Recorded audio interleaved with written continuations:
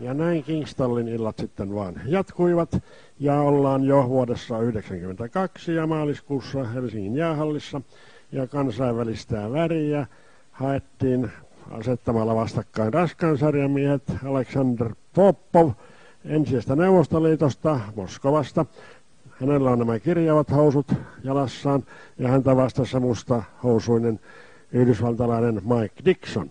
8 erän ottelu ja tämä jo enteili Kingstallin kiinnostusta näihin raskaan sarjan miesten kamppailuihin, joita nyt viime aikoina onkin ollut melkein joka kerta. Ja onhan niin, että suuri yleisö, joka ei niin tarkasti nyrkkeilyä seuraa, että tuntisi kaikki osapuolet ja kulloinkin kehään kiipeävät urhot, kuitenkin haluaa seurata isojen miesten otteluja. Onhan jo tämä vanha sanonta, kuta kovemmin he kaatuvat. Ja tämä on tuttu nyrkkeilyä seuraaville ja vähän muillekin, ja sehän pitää paikkansa. Siis Alexander Popov, tämä pitempi ja aika taitava nyrkkeilijä, ei kuitenkaan aivan Venäjän huippuja. Hän on tässä päässyt niskan päälle, kun taas Dixon, joka ainakin tähän mennessä on paras Helsingissä vierailut amerikkalainen raskaan sarjan nyrkkeilijä, on joutunut antamaan periksi. Hän nyrkkeilee tuollaiseen tyypilliseen amerikkalaistyyliin, jaellen koukkuja ja vähän mistä asennosta milloinkin. Hän ei niinkään kiinnitä suojaukseen huomiota. Popov puolestaan on vielä sen verran amatöörimäinen. Hänellä on takanaan kaiken kaikkiaan 8 ammattilaisottelua, joista hän kuitenkin on hävinnyt vain 1, mutta hänen tyylinsä on tuollaista suoraviivaista ja teknillisyyteen pyrkivää. Dixon on otellut 12 kertaa, niistä voittanut 10 ja hävinnyt ainoastaan 2. Ja nyt sitten hän on ollut vaikeuksissa, vasemmasta poskesta vuotaa verta. Ja Popovilla on tässä vaiheessa selvä pistejohto, mutta ottelua on vielä jäljellä 3 erää.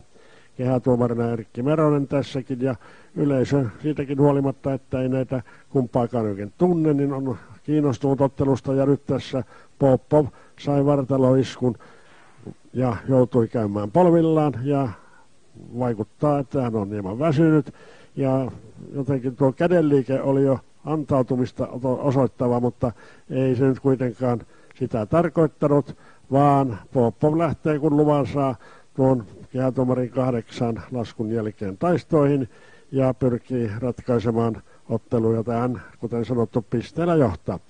Mutta ei Dixonkaan enää tässä erässä, joka nyt päättyy, ole parhaimmillaan, eikä tässä ratkaisua vielä tullut.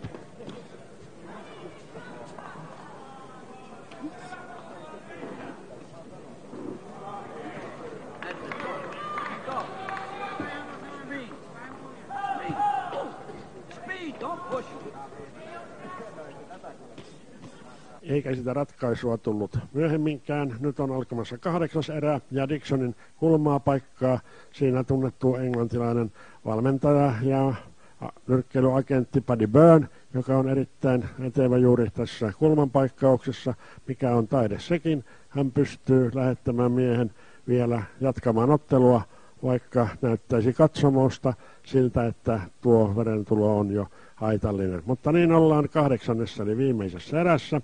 Ja Dixonillakin oli vielä muutamia hetkiä, mutta kyllä Popov kuitenkin on ulottuvuudellaan ja taidollaan pystynyt pitämään vastustajansa kurissa ja ahdistaa nytkin hänet kulmaansa. Samaten tässä on jouduttu katsomaan Dixonin poskipäätä välillä, mutta lääkärikin käväisi tuolla kehän kulmalla, mutta ei kuitenkaan katsonut aiheelliseksi keskeyttää ottelua tai suositella kehätuomarille keskeyttämistä. Tämähän on nykyään hyvinkin tarkkaa, että ottelut keskeytetään mieluummin jonkun verran liian aikaisin kuin liian myöhään. Ja ellei tässä 8. erässä nyt sitten kummempaa tapahdu, niin tämä tulee päättymään Popovin pistevoittoon tämä ottelu, ja se on siis hänen urallaan 9. voitto. Tämä nykyinen Venäjähän on ottanut ammattinyrkkeilyn kovin suosituksi urheilun muodoksi, ja nyt Erkki Meronen vielä kerran tarkistaa, että olisiko syytä keskeyttää Ja nyrkkeilykilpailuja siellä pidetään varsin tiheästi näissä suurimmissa kaupungissa varsinkin ja myöskin näissä entisissä Neuvostoliiton osavaltioissa.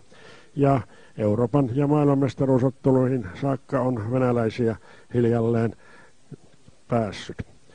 Ja Dixon puolestaan tämän ottelun jälkeen hän lähti takaisin tietysti kotimaahansa ja otteli monienkin arvollista nyrkkeilijöiden kanssa, mutta ura ei kuitenkaan päässyt nousemaan aivan mestaruusottelujen tasolle. Hänellä oli kuitenkin tuollaista hyvää yritystä. Tämä raskaan sarjan taso tietenkin poikkeaa noista pienempien, kevyempien miesten otteluista. Täällä vähän enemmän junnataan ja keskitytään kovempiin iskuihin. Ja kun ollaan tuolla 90-100 kilon painoissa, niin sitten liikkeetkin käyvät jo loppuerissä hieman hitaammiksi.